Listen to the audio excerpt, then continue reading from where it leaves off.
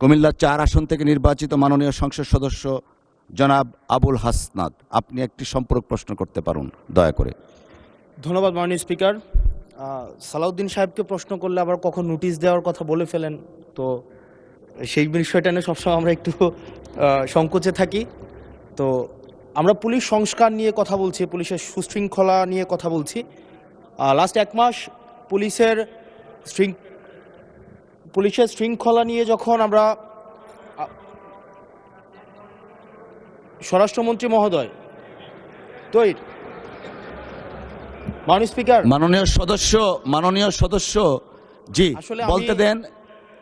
মাননীয় সদস্য let me handle. মাননীয় সদস্য, আমাদের পার্লামেন্টারি প্রসিডিউরে আমরা যাই। মাননীয় স্পিকার, আমরা যখন পুলিশ সংস্কার নিয়ে কথা বলছি,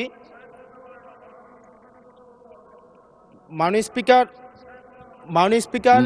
মাননীয় সদস্য আপনি দয়া করে বসুন। আমরা আশা করছি পরবর্তীতে আমরা সকল সদস্যগণ সংসদীয় যে নর্ম আছে, প্র্যাকটিস আছে, সেটা মেনে চলবো। Thank you. Yes, thank you মাননীয় স্পিকার। মাননীয় স্পিকার, পুলিশ সংস্কার নিয়ে যখন আমরা কথা বলি বা পুলিশের যে বিষয়গুলো, তৃণমূলের কিছু পুলিশের অনেক সমস্যা রয়েছে ইনস্ট্রুমেন্টাল। যেমন পুলিশকে যখন তদন্ত করতে পাঠানো হয়, ওই তদন্তের খরচ কিন্তু থানা থেকে দেওয়া হয় না, আর যেটা দেওয়া হয় সেটা কিন্তু অপ্রতুল।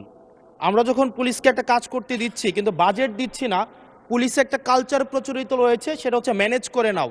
এই ম্যানেজ করতে গিয়ে দেখা যায় পুলিশ দুর্নীতির বিভিন্ন কাজে তারা কনভেনশনালি জড়িয়ে পড়ে।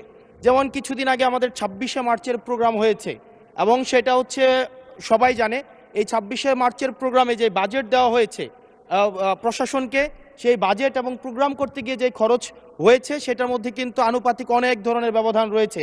তখন যে কাজটা করতে হয়, পুলিশ ব্যবসায়ী থেকে তারপর হচ্ছে তার এলাকার বিভিন্ন প্রতিষ্ঠিত মানুষ থেকে কিন্তু অর্থ উঠাতে হয়। আমার মাননীয় স্বরাষ্ট্রমন্ত্রীর কাছে প্রশ্নটি হচ্ছে, এই যে পুলিশের যথাযথ বাজেট দেওয়া হবে কিনা, যাতে করে তাদের যে রুটিন ডেইলি অ্যাক্টিভিটিগুলো রয়েছে সেই ডেইলি অ্যাক্টিভিটিগুলো যথাযথভাবে তারা পরিচালনা করতে পারে, এবং তাদেরকে যেন ম্যানেজ করে নাও কালচারে যেন না যেতে হয়, এবং কোনো ধরনের দুর্নীতিতে যেন তাদেরকে যুক্ত না হতে হয়। ধন্যবাদ। আর একটা বিষয়, যদি সম্বোধন করার ক্ষেত্রে যদি ভুল হয়ে থাকে সেটা আমি অ্যাকনোলেজ করছি, কারণ আমার এই সংসদে আমি আসছি, আমার 27.5 বছর বয়স।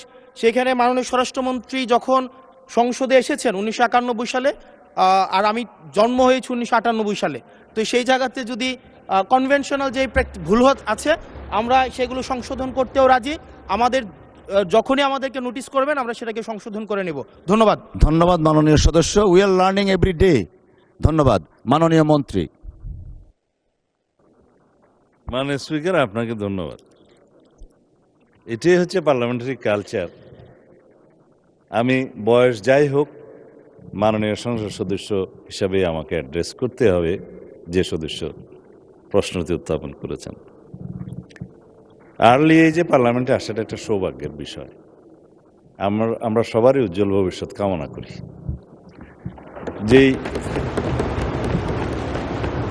মানে আমরা যে সময় এমপি হয়েছি তার চাইতেও আরও 8-10 বছর পরে জন্ম নেওয়াটা সৌভাগ্যের বিষয়, কারণ তার আগে সামরিক শাসনের সময় ছিল। যে প্রশ্নটা মাননীয় সদস্য উত্থাপন করেছেন, বাজেটের মন্ত্রী তো আমার পাশে আছে। এখন আমরা অনুরোধ করব পুলিশ বাহিনীকে আরও বেশি কর্মক্ষম করা এবং দুর্নীতিমুক্ত রাখার জন্য যথাযথ বাজেট তিনি দেবেন, এবং সেই বিষয়ে আমরা আগামী বাজেট অধিবেশনে পুলিশের বাজেট বৃদ্ধির জন্য আমি একটা প্রস্তাব মাননীয় অর্থমন্ত্রীর কাছে মাননীয় প্রধানমন্ত্রীর মাধ্যমে করে রাখছি। এটা সত্য কথা যে পুলিশের যে পরিমাণ রিসোর্স দরকার, যে পরিমাণ বাজেট দরকার, সেই পরিমাণ আমাদের অর্থনীতি সহ্য করতে পারে না বলেই হয়তো আমরা দিতে পারি না। তবে আমরা একটা ট্রান্সপারেন্ট এবং জবাবদিহিমূলক পুলিশি ব্যবস্থা যদি কায়েম করতে চাই, পুলিশ যেন অন্য কোনোভাবে ম্যানেজ করার কালচার থেকে বেরিয়ে আসে, সেটা আমাদেরকে নিশ্চিত করতে হবে। ধন্যবাদ মাননীয় সদস্য।